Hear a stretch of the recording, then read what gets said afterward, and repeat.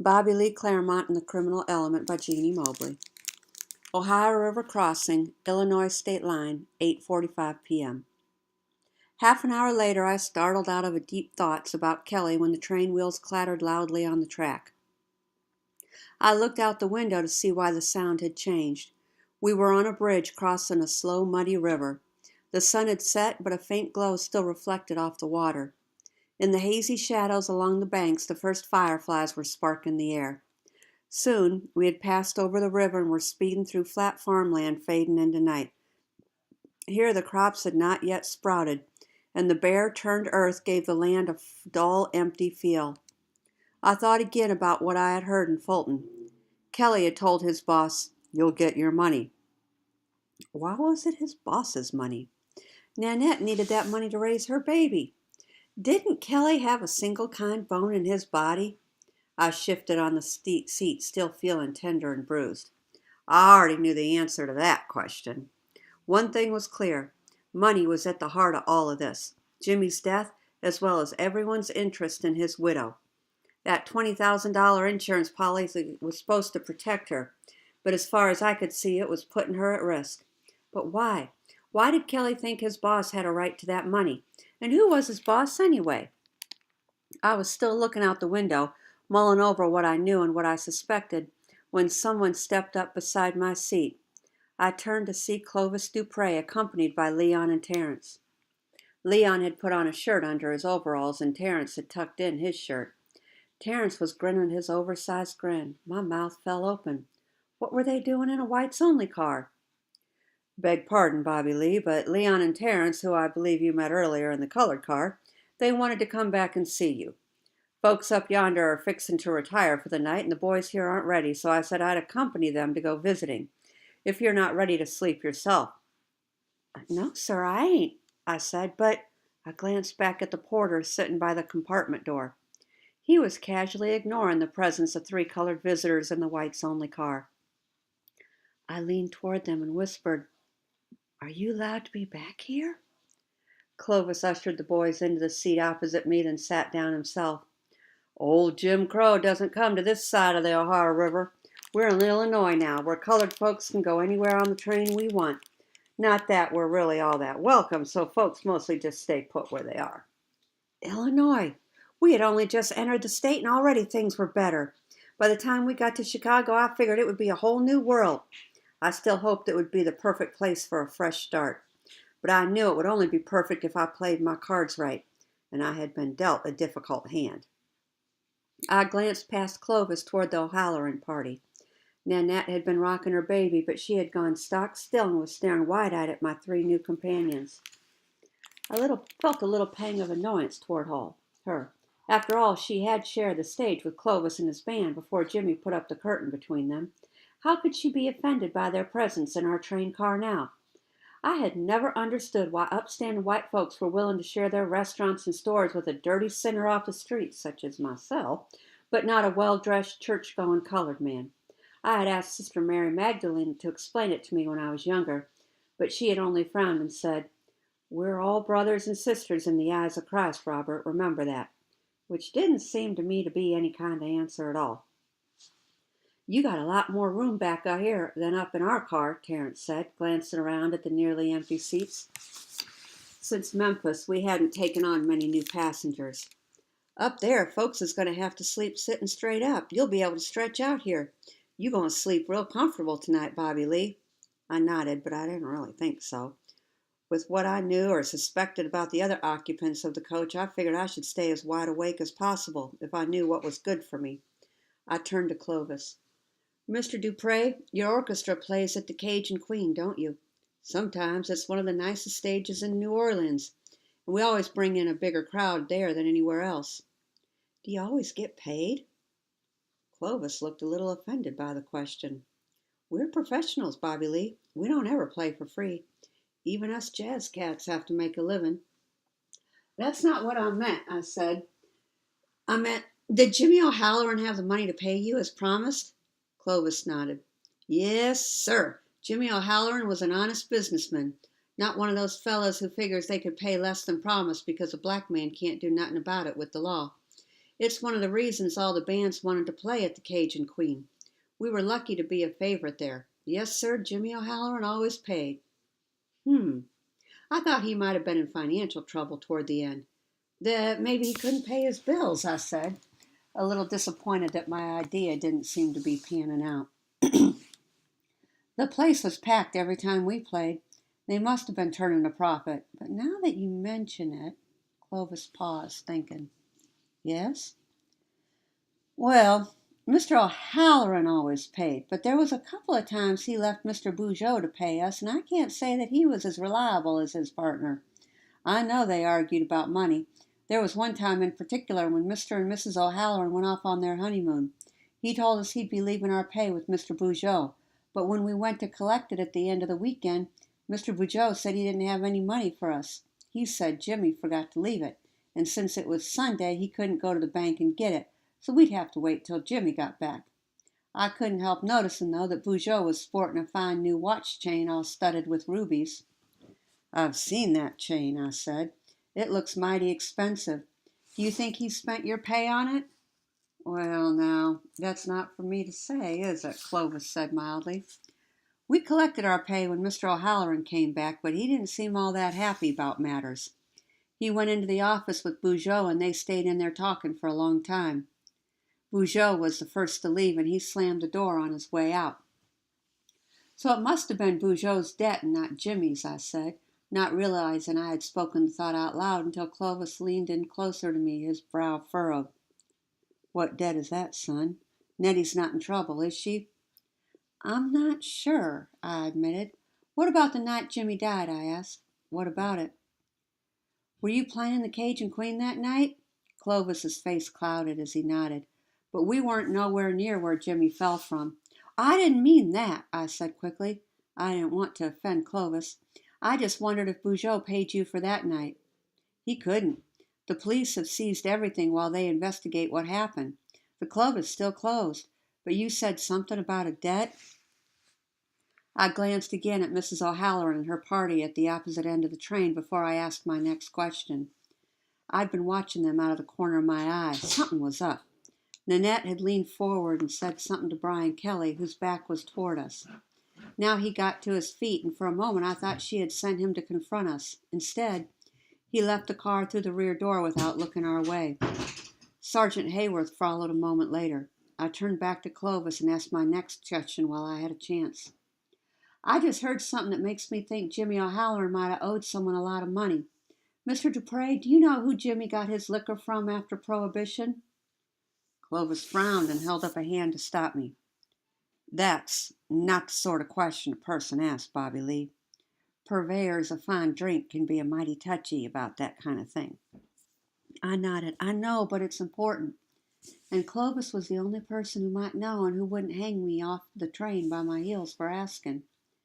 Clovis Dupre leaned in closer. I did too, so that our heads nearly touched in the space between the seats. I won't speak to that, Bobby Lee. I can tell you this, though. The stuff Jimmy was serving wasn't any old bathtub gin. No one else in New Orleans was getting booze that fine. I nodded, thinking again of the slip of newspaper in my pocket. More liquor produced in Chicago than before Prohibition. Mr. Dupre, have you ever heard of a man named Mr. O'Banion? Clovis's brow scrunched down hard over narrowed eyes. The head of Chicago's North Side gang? Is he somehow involved in all this? I hesitated, not sure if I should repeat what I'd heard. Before I found the words, Terence tugged on Clovis's sleeve. You got a visitor, he said, grinning. Clovis and I looked up to see Nanette O'Halloran standing in the aisle, the baby on her shoulder. We came to our feet right away, and Clovis swept his hat off his head.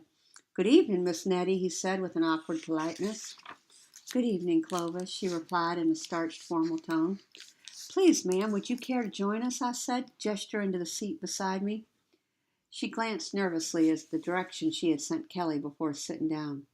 Leon sat down again beside Clovis, but Terence enthusiastically squirmed his way into the seat between myself and Nanette, so that he was pressed up against her.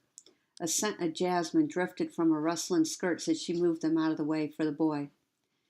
You're mighty pretty, Miss Nettie, he said, smiling up at her. You used to sing at my granddaddy's Baptist church. He says you has the voice of an angel." Nanette smiled down at Terence. "Thank you kindly," she said, "but I go by Nanette now. Nanette O'Halloran, not Nettie, and I'd appreciate it if you'd keep it to yourself that I ever sang in your granddad's church." She turned to Clovis, and the kind smile she had been giving Terence disappeared. I realized I had misunderstood her look earlier. It wasn't all colored folks she objected to having in her car on the train. It was Clovis. "Why are you here?" she said. "Just came to check up on young Bobby Lee," he said. Nanette's eyebrows knitted and she gave a tight shake of her head. "You know what I mean. Why are you here on this train? You ought to be in New Orleans. I know you had shows lined up for this weekend." Clovis began sliding the brim of his hat through his fingers nervously. "The boys and me decided it was time to strike out and make it big. Jazz is hot in Chicago these days, and there ain't enough clubs in New Orleans for all the bands." Nanette arched an eyebrow and her lips tightened down. Even through her lacy veil I could feel the look, and even though it was aimed at Clovis and not me, it still made me squirm. I thought it was just nuns that could pin a fella down that way, but maybe it came natural to all women. Clovis held up much better than I would have. He flashed her a smile. "There's money in Chicago, Nettie. There's a future for folks like us. Why, if we had a good voice too—" Nanette stood suddenly, causing Terence to fall over on the seat. "It's Nanette now, Clovis. Nettie's gone, and there are no folks like us. We aren't the same kind of folks, not any more. In this business here, it's not your business. You shouldn't have come. You can't help me in Chicago. You could only hurt me. Why can't you see that?" She was fixing to storm away, but Clovis stood and stepped quickly into the aisle. "Begging your pardon, Miss O'Halloran. I hadn't meant to interfere. If you'll excuse me." He rushed off back toward the colored car. Mrs. O'Halloran stayed rooted where she was, breathing hard with emotion. I rose to my feet, too. "You're upset, Mrs. O'Halloran. Please sit down. Can I get you a glass of water? Something to calm your nerves?" She sat and smiled at me. "Thank you, but no, I will be all right." "I don't think Mr. Dupre meant to cause offense, ma'am," Leon said. He'd been mighty quiet up until then. No. "Of course he didn't," she agreed. "Clovis is a good man, I know that. But I'm not a little girl anymore who needs taken care of. I'm a widow with a child now." "But can't you still sing?" Terence asked. He didn't seem to be following what had happened as well as the rest of us. Nanette laughed softly and patted her little boy on the back. "Of course I can still sing. Only now I sing lullabies and nursery songs. Folks don't want to hear that in clubs now, do they?" "Will you sing for us?" Terence asked, once again snuggling up against her. Leon told Terence to hush up, but Nanette smiled, situated her baby in the crook of her right arm, and put her left around Terence. He pulled his skinny legs up onto the seat and squirmed to get more comfortable, kicking me as he did. I moved to the opposite seat where Clovis had been, and Terence immediately spread out across the space I had occupied, pillowing his head against Nanette's side. She began to sing, her fingers gently stroking Terence's curly head, to my surprise. I'd never seen a white woman behave so tenderly to a colored child before. It was one more thing to like about her, a woman who put kindness above propriety. "Hush-a-bye, don't you cry, go to sleep, my little baby. When you wake, you shall have all the pretty little ponies. Blacks and bays, dapples and grays, go to sleep, my little baby. Hush-a-bye, don't you cry, go to sleep, my little baby. Daddy's boy, mama's joy, go to slumberland, my baby. When you wake, you shall have all the pretty little ponies." As she sang, I felt Leon relax in the seat next to me. Terence closed his eyes, a blissful smile on his lips. I turned my gaze out the window and focused on the countryside, now slipping past in darkness. Try as I might, I could not keep Nanette's song out of my heart. It pried its way in, intertwining with the grief that I had locked away, tugging out that deep yearning. Her song spoke of family, of safety, of everything coming out all right in the end, and my heart listened and yearned with all its might. But things weren't like that, not in real life. Sometimes things came out terribly wrong, and a person was left mourning the loss of something he never had to start with. Things like family and safety and the promise that everything would come out all right in the end. Happily ever after hadn't been my fate or Mammon's. It didn't look to me like it was going to be Nanette's either. I thought of sending up a prayer to St. Jude, but didn't figure he had time for a sinner as unwashed as myself. "Mm, I think they're both asleep," Nanette said quietly when the song ended. I looked at Terence and Leon. Terence had slid down so that his head was cradled in Nanette's lap. Leon's head was drooped over the back of the seat, a smile curving his usually tough mouth. "Good thing my singing doesn't do that to everybody, or I would never have made a living, and I never would have met Jimmy." She looked down into her baby's face with a sad smile. "Can I ask you something, if it ain't too personal?" I said. She looked back up at me. "What is it?" "Clovis said as Jimmy's widow you're now half owner of the Cajun Queen, is that right?" "Yep, that's right," she said. "So you'd be okay even if you didn't get the insurance money, wouldn't you? Clovis said the club was always busy, that it had to be turning a profit." Nanette's eyebrows lifted. "How do you know about the insurance money?" I shrugged. "I hear things, same as anybody. But you'd be okay, right, with the club?" She wrinkled her perfect honeyed brow. "What are you getting at, Bobby Lee?" I bit my lip. I hated to ask personal questions. I knew how hard that had been after my mother's death, but I had to know. "I was just wondering why you're going to Chicago at all." "I told you my baby boy needs a good home, and I mean to find one for him in Chicago with Jimmy's kin." "But why not stay with your own kin in New Orleans? It seems like you got something solid in New Orleans, but you don't know what you'll find in Chicago." She shook her head. "All I've got in New Orleans is a past, Bobby Lee, and that's not always such a good thing to have. In Chicago, my boy'll have a chance to go far, make it big with Jimmy's people. He'll have money, education, opportunity. I don't want to deny him any of that." I nodded. Of course she would want that for her little boy. I wasn't sure she could get it with Kelly around. I had to warn her. I cleared my throat and began again. "Mrs. O'Halloran, was Jimmy in debt? Had he borrowed a great deal of money, or bought something he couldn't pay for?" Nanette shook her head. "I don't think so. Alphonse was the big spender. Don't get me wrong, Jimmy treated me in style, and he was generous to a fault. But he had a sensible head on his shoulders, too. That's why he was such a good businessman." "And business was good, even with prohibition?" I asked. "If anything, it was better. So many clubs were selling bad liquor, but not the Cajun Queen. Jimmy put quality first in everything, and people knew it." I thought for a moment. If business was good, I didn't see why the club would owe money to their Chicago connections. Unless... "Mrs. O'Halloran, the newspaper said there was a private party the night Jimmy was killed." She nodded again. She was chewing her lip now, but she didn't silence me. "That's right," she said. "I didn't think it was a party, was it? I think it must have been some kind of game of chance for high stakes, am I right?" Mrs. O'Halloran glanced toward the seats where her group had been sitting, nervous despite their absence. "I couldn't say, Bobby Lee. I don't ask that kind of question. I think maybe you shouldn't either." Another question I wasn't supposed to ask. But now all the unanswered answers were starting to add up. "Look, Bobby Lee," Nanette continued, "it's probably best you not worry yourself over such things. It's not your problem." "But there is a problem?" I asked her. She smiled, a smile tinged with sadness. "I think it's best if we all get a little rest, don't you? It's getting late, and we've still got 12 hours on to Chicago. It'll go faster if you're sleeping. Good night, Bobby Lee." With that, she scooted sideways across the seat to get out from under Terence. The boy was a heavy sleeper and didn't stir, even when she lowered his head to the bench and pulled the last fold of her skirt from beneath his cheek. Then she got to her feet and walked to her own seat. Leon raised his head off the back of the seat. He was no longer smiling. "So you think Kelly killed Jimmy because he cheated in a poker game?" he asked. "I thought you were asleep." Leon grinned. "I was in disguise. I'm right, ain't I? You think that's what got Jimmy killed." "Poker or something else." My mind was racing now. "You said Bugeaud had markers for horses in his bag." "He sure did, a whole lot of them."